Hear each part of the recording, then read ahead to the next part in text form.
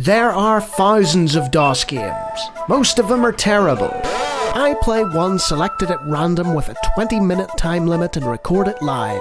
This is the result. Welcome, ladies and gentlemen, to another random DOS game show. And this is going to be a good one, because this is Shanghai II, Dragon's Eye. That's right, we're going to the east this time. But this was published by Activision, which is definitely a Western company. So it's loading up, and the MT32 music has stopped, and we are presented with a board. And as you can tell, with any mouse-driven puzzle game with a nice green background, this is going to go the distance, because it's incredibly, incredibly addictive. I already played a Mahjong variant earlier in the season. It was Moraf's Mahjong, and while that was nice, the art style was interesting in the usual Steve Moraf way. This, on the other hand, beautiful. Just look at it. Just absolutely lovely pixel art. And this is the sequel to Dragon's Eye, obviously, from the 80s, which I've had a run-in with in the past.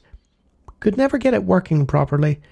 So you click the top tile with your left mouse cursor button, and then you look for a similar pattern. I shouldn't say similar, really. I should say identical. And then once you find that, you use the right mouse button, and it finds that you've selected the two correct pieces, and it makes a noise. You ready?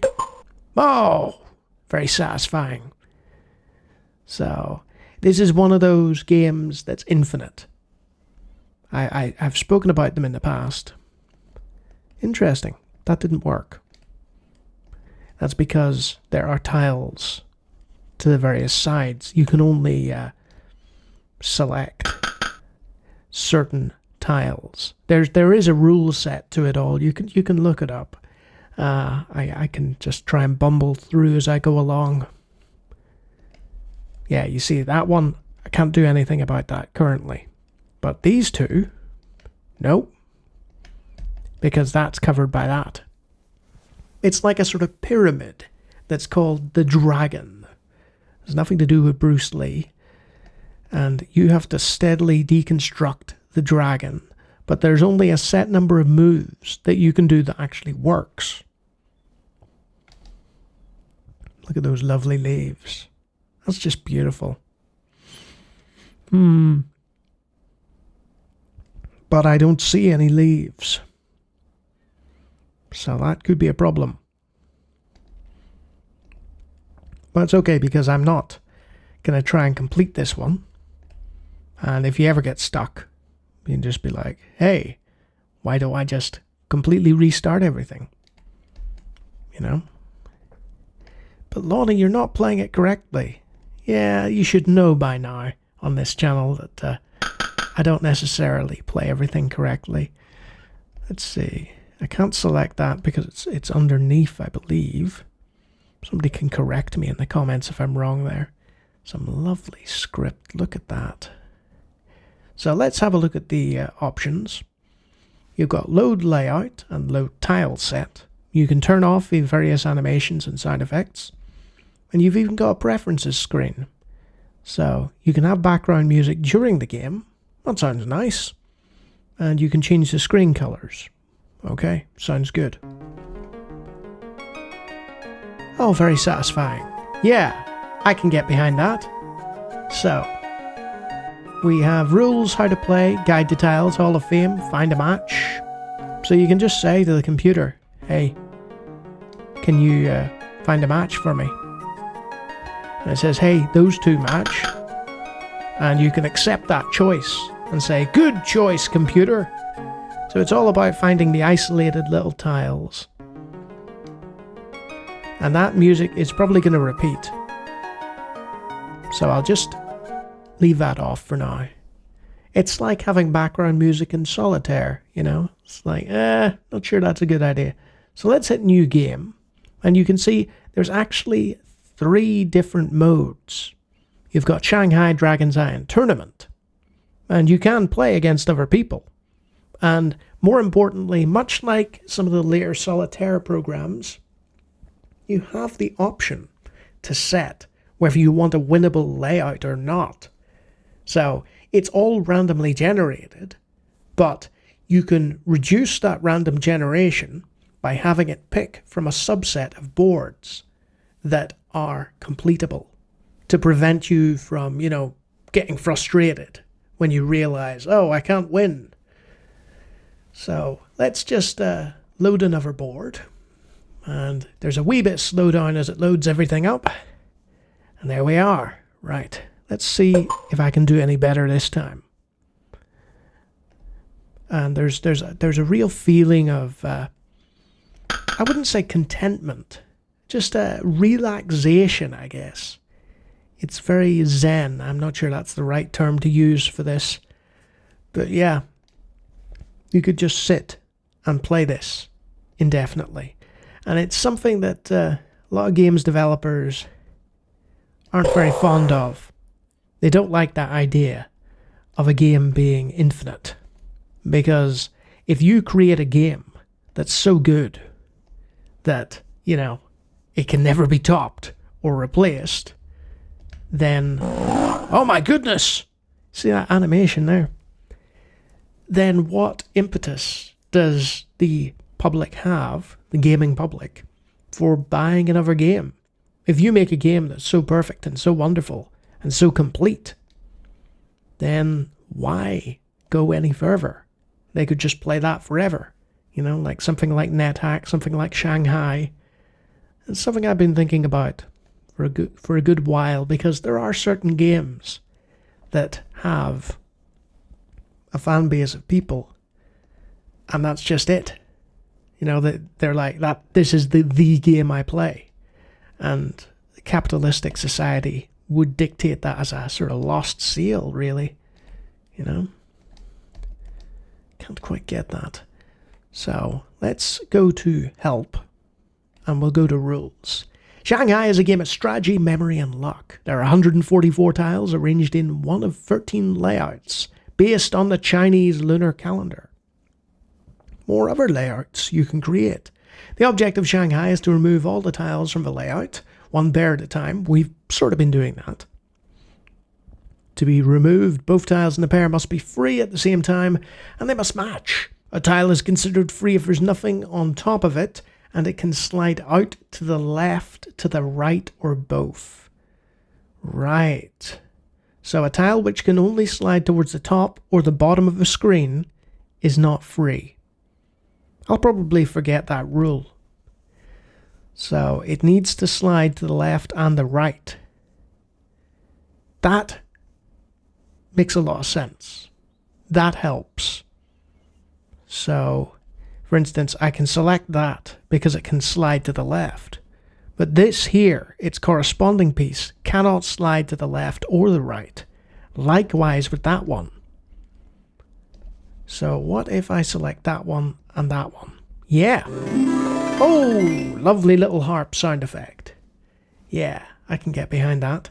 So you're beginning to sort of get a grasp on how Shanghai works. The only critique you could really make of this particular version of Shanghai is that it's trying to represent a 3D board in a 2D environment. And that can be kind of difficult. But other than that, I think it does a great job in showing. See the way that 9 won't go? It's because it can't go left, can't go right. So I have to think of another piece to move. But fortunately, there's another 9 up here. And that clears up the board for other stuff. And I have been comparing it to solitaire a lot. There's a reason for that. You can clearly see, like, it even calls itself solitaire, the variant. It's very, very similar in the respect of pieces obscuring other pieces. But in this case, you've got tiles instead of cards. And yeah, it is... I often talk about games being horrifyingly addictive. This is, yeah. I could sit and I could play this indefinitely. Lawnie dies of dehydration. What happened? He found a DOS version of Shanghai. That's not gonna mix. So, it's worth noting this is not kanji. This is some kind of Chinese lettering, presumably. Oh, yes. That's the good stuff. Hit me with those dopamine hits, little tiles. Yes. With so much influence of Japanese media and Japanese things, it's interesting to see a game that's actually Chinese in origin. If not in the programming department, I think Activision, this is a Western version. Let's see, is there an about? No about. So again, very, very humble. It's like, yeah, I made the perfect Shanghai variant, but you don't really need to know my name. I'm guessing it's one guy. Maybe it was a team of 1,000 people, Shanghai by committee. Maybe not. Not back in those days, it wasn't. That's one of the things I've talked about in the past about DOS games that I really appreciate and enjoy. It's that it had, corporate backing and so on, but there was a real sort of individuality to it, of spirit, You'd have these big DOS releases and you'd look at the credits and it'd be like, this was made by 6 people, which I think was pretty cool, because that way somebody's, vision of something doesn't get polluted by committee. Okay, we're doing really well here, I think. I mean, I'm not going to break any time barrier with my performance, but I'm enjoying myself. Much like I was with Morav's Mahjong, but the obvious difference here, is the graphical palette. Just terrific. And the sounds. The sounds are nice. So let's have a new game, and let's try Shanghai Dragon's Eye Slayer. Now, is that a 2-player or not? Let's find out. So it'll generate the board. I wonder what the difference is. My goodness. Look at that. How to play. So, strategy hints, Shanghai. Dragon Slayer hints. Keep drawing as many tiles as possible to continue making matches. Remove all the matching tiles from the board as soon as possible. If you have a matching pair in your hand, place one of the pair on one of the 6 spaces at the edge of the dragon that block 2 tiles each. You'll be able to unblock those 2 spaces later at your convenience. Right. So you've got like a sort of, almost like a deck of cards. And you've got like a sort of early formation of the dragon here. And there's a pile to draw from. And you have the option to flip, draw, or done. And you're up against a master. And you are the slayer.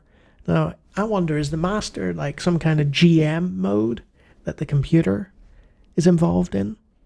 So, if I select that and just stick it on the board, can I do that? I can. So, I can choose. Oh, look at that. There is AI. So I'm up against a computer. Interesting. And then my pile is increased. So if I stick that there, and then he plays, and I can stick that there for my own convenience later, we're slowly building a dragon of sorts. And I can't see some of the master's tiles. That's interesting. Oh, interesting. One of the tiles has changed there. I'm not entirely sure about... you can flip your tiles. I'm not entirely sure what that does either. It's one of those where you probably need to look it up and figure out. But the fact that the variant exists is kind of cool. So let's go to new game. And let's have a look at Tournament Solitaire. So the background changes for tournament mode. I know, I'm barely scratching the surface. So it is very similar to the other one. It's Dragon's Eye, I think. But, you know, you can just cut out Dragon's Eye and Tournament entirely if you wanted. And you could just play Shanghai indefinitely. So what is Shanghai Challenge? Is that... Yes, that's 2-player mode. So it does have that multiplayer mode, which is something you can't really do with Solitaire. Not to my knowledge, anyway. Unless you want to take turns. It's your turn to move the card. Whoa. Yeah. So, I'm going to just bump back down to original Solitaire, play for a few minutes, and then give you my final thoughts. It's very difficult to describe everything. Nice dragon. Sometimes there's a feel to a game that you just have to, you know, hope that you can invoke with words to the player. And sometimes it's difficult to, you know, figure out what kind of words you need to express in order to get across how effective this game is. I presume that Shanghai has been played for thousands of years or something stupid, and there's a reason for that. It's like when I come across a really good chess simulator on DOS. All the basics of what makes a great game are there, you know? Watch this. Boom, boom. Yeah. Satisfaction. It's not much to look at. I mean, it's pretty enough. But this... I must go and look at the reviews after the fact. And find out that, you know, people think it's terrible. But this is my first encounter with Shanghai II. And I have to say, it's one of the most addictive puzzle games I've ever played. Definitely going to be in my top 25. That's for sure. But ultimately, you reach a point where you can't say much more about it. You know, it's a case of, hey, you should go and play this game and find out for yourself just why it's as satisfying as it is. I've reached an impasse here, because that can go left and right, but I'm not sure any of those can go left or right. So I might be in a position where it would take me a long amount of time, unless I do this! Ha-ha! No, they weren't expecting that. Were you bored? Ho ho ho! And suddenly, the dragon has been slain. Well, that's a bit overdramatic. It's gone down a little bit. There's less to deal with. Okay, what do we got here? I can see the memory element. It's about remembering where pieces are and unlocking pieces with various other pieces. Yeah. Whoever designed this did a really, really good job, I have to say. And I think this might just break the time limit. I haven't really been paying attention to it. Also, there appears to be numbers. I haven't really talked about them. I don't know what they're corresponding to. Somebody else in the comments section who undoubtedly knows more about DOS gaming than me can inform me about what's going on there. But yeah, there are little numbers next to the pieces. Is it the number? Like, there's 7 of those, there's 6 of those. Is it something that simple? I think it might be. I think that might be the case. The script was throwing me a little bit there. I tell you, if this show was scripted, this would have thrown me. Lawnie, this scripted episode of the Random DOS Game Show dictates that you will be playing a Chinese puzzle game for over 20 minutes and enjoying yourself. I'd be like, what?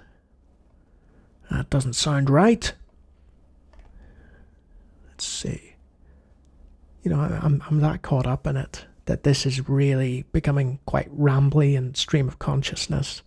So I think I'll leave it here before I continue playing.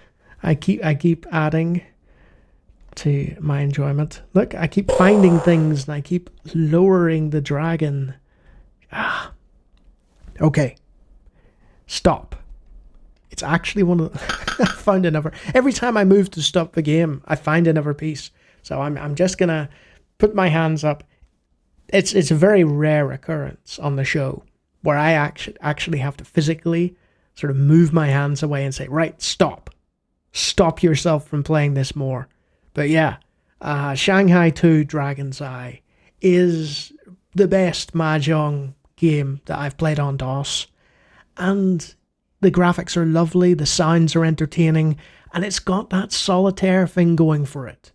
You know, you could sit and play this in an office environment when your boss isn't looking for the rest of your days. It's infinite. There are infinite combinations there that it can generate, and it also has different game modes and the ability to make sure that each game is winnable. That's a very important element. It's a wonderful little puzzle game, has probably been played by thousands or millions of people for thousands of years, and I heartily recommend it to every single board game or puzzle fan or solitaire fan. Give it a go. It's very, very entertaining. And I'm going to go look at the reviews now and see if people agree with me or not. But yeah, this particular version, excellent. And if you like me talking about random DOS games, I do it all the time. Feel free to take a look at the hundreds of other videos on my channel. And if you like what you see there, you can always subscribe. And if you're a bit baffled as to why Lawnie lost his mind over such a simple game, you might be one of my confused and concerned patrons or members who are wondering why a game without 3D acceleration and all that jazz is stoking such a fire in me. Nah, not really.